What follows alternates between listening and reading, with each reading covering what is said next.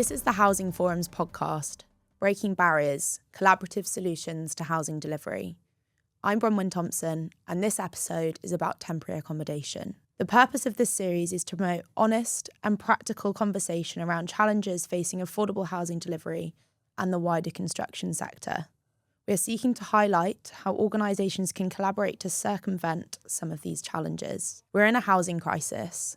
The government's target to deliver 1.5 million homes is a step in the right direction, but we are still unable to house everyone in this country. With 130,000 households nationwide currently being housed in temporary accommodation, it's an issue that has become increasingly pressing. London has over half of these households, with the particularly shocking statistic that one child in every classroom is homeless.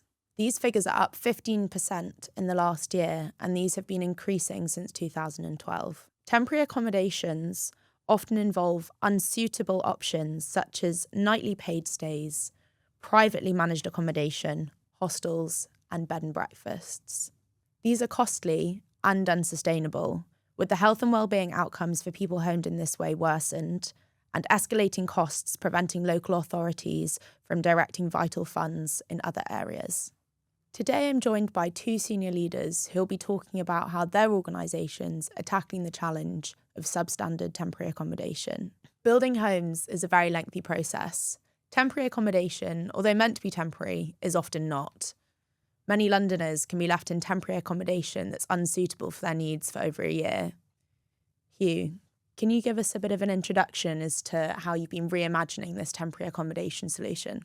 Of course. So the project that we've been working on together is called the Water and Queen Street project in Romford, which is in the London Borough of Havering. The site was identified as part of a wider master plan, which is contained within the urban regeneration joint venture, which we have with the local authority in Havering. For the same reason that I'm sure you've all experienced, the projects for the permanent homes were becoming more and more challenging to deliver as a result of regulatory change, viability issues, and common issues that have been experienced across London. So, not resting on our laurels, we worked with the local authority to share some of the good practice that we'd seen from our Cardiff team, where using difficult to bring forward sites, the local authority, working with the Welsh Government, had brought forward a number of temporary modular homes. At that point, we decided to reach out to some specialist designers, which included HTA, to really interrogate what we could do with the site for the meanwhile use, whilst we were still working on the proposals to get the permanent homes brought forward. Colin, when Wates came to you with the proposal for delivering these modular affordable homes, what principles did you use to consider how these homes would be designed, and how did you go about creating a space that would be temporary but also able to be moved in the future as well? That was a really important consideration. We've been designing modular housing for more than 15 years now, and we've developed quite a specialism in volumetric off-site construction, but it's been mainly for permanent often tall buildings. So it was really interesting and exciting when Hugh and the team came to us to think about a different use, different application for off-site construction and modular construction. And so for us, the brief was really, really important to get that right. So the first critical thing for us to consider was making these homes suit the needs of the residents in terms of the space afforded to each home, but also about the separation of the different uses within the home. So it's really important for us to get that right. A lot of the problems that families face, and we saw this firsthand when they live in hostel accommodation, is single rooms being used for different purposes. So parents sleeping in the same room as children, and cooking in the same space as well. So this overlap of uses was really destructive for family life. But what we're trying to do in Havering was find a balance between the provision of those spaces within a home on the one hand, but perhaps not going as far as meeting the national space standards, for example, that you would meet if you're designing and delivering permanent affordable housing. So this home finds a balance between hostel accommodation on the one hand and full permanent housing on the other. So it's really important. So that was a key driver. And then the ability to deliver these homes quickly. So single homes on the back of a lorry, literally craned into position very quickly, was really, really critical. And that the ability to deliver the homes quickly first time means that they will be easy to demount and relocate in the future. The groundworks, the piling and the foundations are critical. We've worked with Conisbee engineers to develop a series of screw piles that can be inserted and then taken out quite straightforwardly when it comes time to move the homes to their new location and to develop the site in perpetuity. Every aspect of the design, I suppose, was considered from that point of view. The fact that these will be homes, really good quality homes for 4 or 5 years in that location, but then the site needs to be ready to house the permanent homes in the future.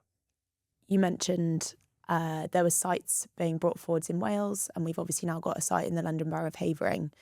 What do you think, Colin, makes a site suitable for temporary accommodation and makes it successful? It was very interesting for us actually to get involved in the project with Hugh and the team. The site seemed ideal for temporary accommodation. So it was a latter phase in a multi-phased regeneration project. So it would take 4, 5, 6 years before that particular site would be necessary, be needed for the delivery of permanent housing. But the whole site had been cleared. So it's a town centre site, it's well located, it's got a good transport link, but it's not needed yet for the delivery of permanent homes, so ideally placed. So how can we find more locations to deliver on? What would make another good site to develop more temporary accommodation? There's so many sites that have been allocated for housing which are in a sort of holding pattern waiting for the permanent homes to be delivered. And it's really important that local authorities and developers ensure that there is the right infrastructure and that the right facilities exist for families to live. But we've got sites up and down the country and across London which have already got access to education, transport links. And by using the meanwhile use of temporary modular accommodation, it's really quick to go through a temporary planning approach.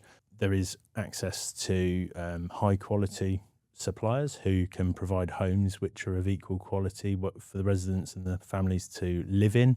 And the biggest bonus is they can be delivered at pace. So by achieving a temporary planning permission, we have seen the ability to deliver from sort of planning submission through to families being able to live in the homes as quickly as 12 months. When delivering these homes, currently, I understand the planning process to be the same as permanent homes. So whether that is a full planning application or a temporary planning application, that process could take as long as a full planning application. So how can we shorten the timescales to deliver these homes through the planning process and make sure they're delivered at pace?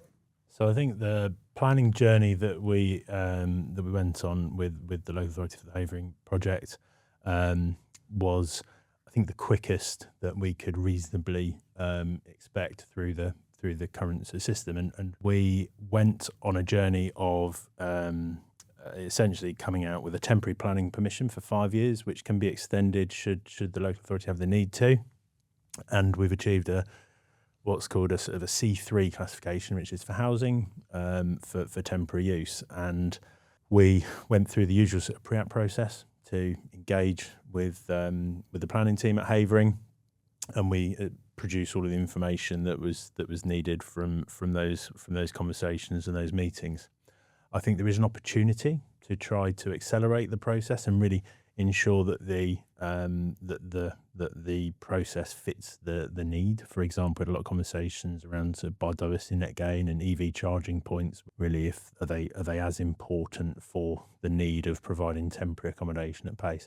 So one of the things that we've been we've been looking at with contributions from HTA, but also some consultants, Avison Young and Mishcon Derreras, to come up with a proposal to achieve a permitted development right for temporary modular housing, which can be delivered really quickly. Now, what our proposal sets out is you can deliver up to 20 homes that comply with some set quality standards, and they can be delivered with very little administration. Land has to be allocated to housing to ensure the infrastructure and the effect on the local community isn't adverse.